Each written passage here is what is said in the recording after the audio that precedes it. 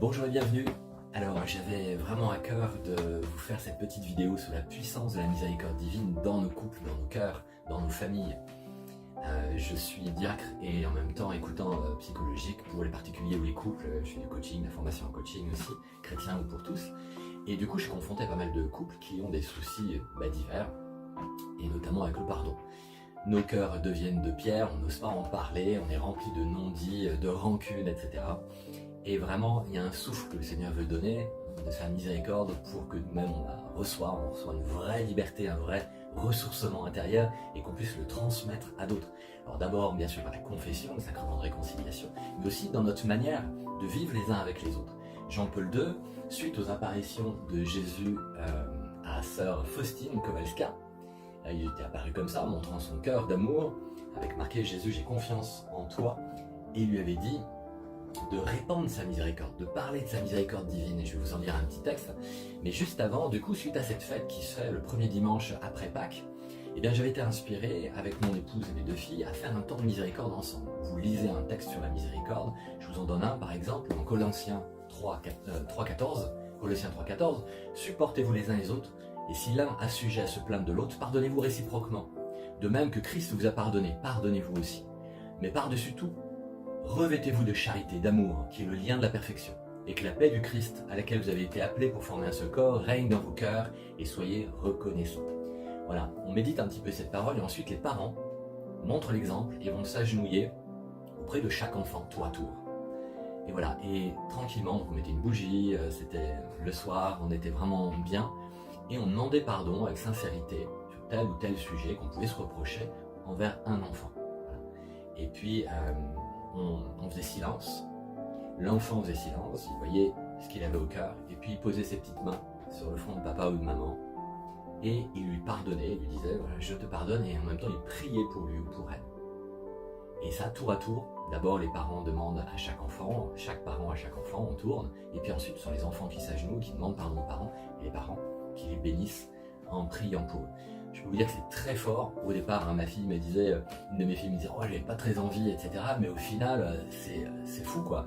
Parce que il y a les larmes, il y a des choses qui sont vraiment dégagées, les cœurs qui s'ouvrent, une réconciliation, puis une force du coup d'unité, d'amour qui renouvelle la famille, qui est vraiment merveilleux, quoi. Et Jésus a vraiment à cœur qu'on fasse cette miséricorde. Autre exemple. Un jour, je priais devant le Saint-Sacrement, devant le tabernacle, plutôt avec un couple qui venait, qui était vraiment en division, depuis longtemps, en grande difficulté.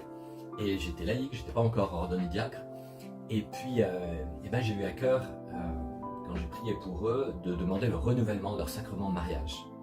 C'est une grâce ineffable, le sacrement de mariage. Jésus s'engage avec toi, Dieu s'engage avec toi, on ne se marie pas à deux, mais à trois. C'est-à-dire que c'est lui le lien. C'est le lien d'amour entre toi et ton mari, entre toi et ta femme, et c'est une grâce ineffable. Mais si on l'entretient pas par la prière, par la foi, eh bien c'est pas une grâce qui va nous servir. C'est dommage, c'est comme ton baptême.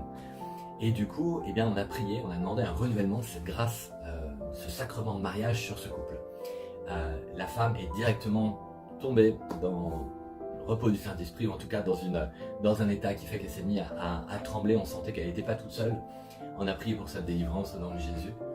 Et en fait, suite à ce renouvellement du sacrement de mariage, le couple a été vraiment restauré. On les a revus les semaines suivantes, en disant non, vraiment, on était tout en train de batailler, de s'engueuler, il y avait une ambiance naze, l'harmonie est revenue, une paix, une joie de vivre d'être entre nous, de prier ensemble, de retourner à la messe, etc. Donc il y a cette grâce du renouvellement de cette miséricorde de Dieu dans ta vie, soit par le sacrement de réconciliation, de confession et confiance. Le prêtre, il n'est pas là pour le juger, il doit avoir un cœur transparent, et il prie au nom de Dieu, mais c'est à Jésus qu'on s'adresse, et il est comme un frère qui n'est pas parfait, à côté de toi pour t'aider à te pardonner, à recevoir ce pardon du Seigneur, et renouveler ton sacrement de baptême, ton sacrement de mariage. C'est une grande grâce, et vivre ces temps de demande de pardon avec sincérité auprès de ta famille, de tes enfants, montre l'exemple, et puis, ou de ceux que tu aimes, c'est une joie. Alors je finis par un petit passage du livre de sœur Faustine, le petit journal, pour ceux qui ne connaissent pas. Voilà ce que Jésus dit lors d'une apparition à Faustine. Ma fille bien-aimée, parle au monde de ma miséricorde, de mon amour. Les flammes de ma miséricorde me brûlent, et je désire les déverser dans les âmes humaines. Oh, quelle douleur elles me causent quand elles ne veulent pas les recevoir.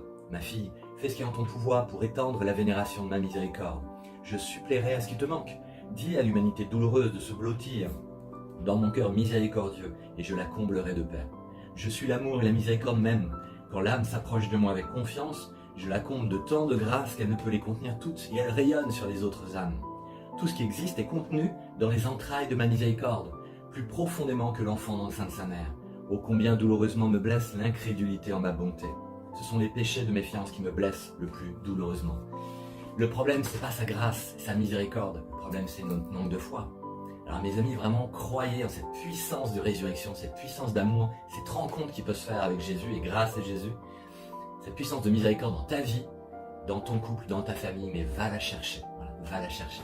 Sois béni et puis à très bientôt.